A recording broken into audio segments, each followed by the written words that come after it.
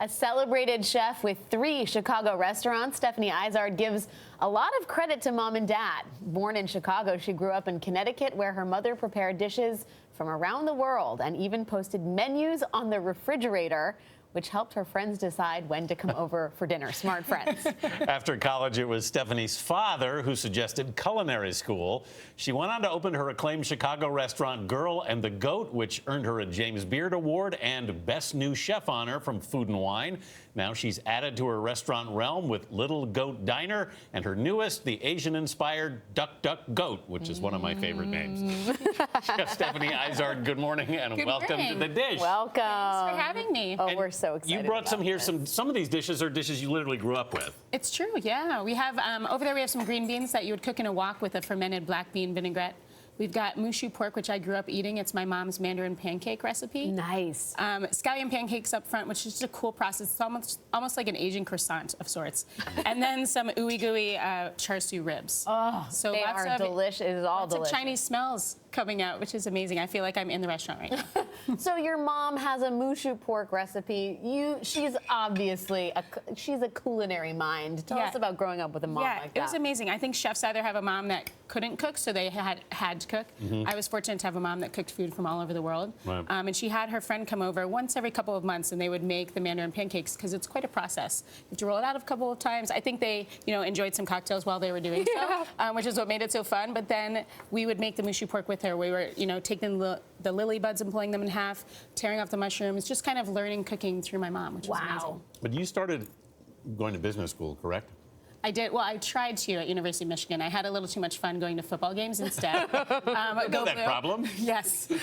So didn't get into business school and, just never found anything that I truly loved as far as going to class. I was not feeling inspired. But your first restaurant job was actually Olive Garden, I read. It was. It's a great place to learn. I think it gave me a glimpse into the restaurant world that everybody's fun and, just a little bit crazy, but very passionate about what they do no matter what restaurant they're at. So it was a good first step, I think. For people who don't know the story behind the goat name in your restaurant titles, what is that? What is that about? My last name, we say Izard, but in French it's Izard, which is a mountain goat in the Pyrenees Mountains. It's actually a goat antelope. But we were like, Girl and the Goatalope doesn't really have the right ring to it. And once we did Girl and the Goat, we thought, well, we should probably serve goats. So now we get 8 to 10 whole goats a week at Girl and the Goat. Wow. And serve all the different parts and really trying to inspire people to try goat. Is there a big market for goat? Are people into it? People are getting into it. There's some empanadas that are really nice introductory for people that are a little nervous. Yeah. But then you can have like the neck or the belly or something a little more if you're feeling more adventurous. You opened your first restaurant in 2004. How did winning Top Chef change things for you? It just gives you all these doors that you can all these opportunities, and you can kind of choose which path you want to go on, and puts you in front of the whole country because Top Chef has been so popular over the years. We love seeing female chefs. You are a rare breed, though. Do you think that the landscape is changing? I think there's some amazing women emerging, and I'm going to see Missy Robbins this weekend while I'm in New York, one of my favorite female chefs. I think we're proving that, female chefs can hold their own, so it's good.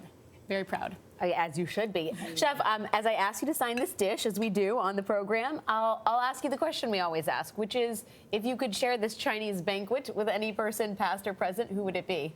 I'm going to have to say Ernie Banks, Mr. Cub. Ernie Banks. So awesome. Because my son Ernie was named after Ernie Banks, and as well as our dog Bert. Wow. Who would be around to eat all the scraps on the floor during Bert and Ernie. I love it. Ernie and Ernie Banks. That's they go together. Yeah, but he, from what I know of him, was an amazing person, just kind and, not only great on the baseball field, but just in life.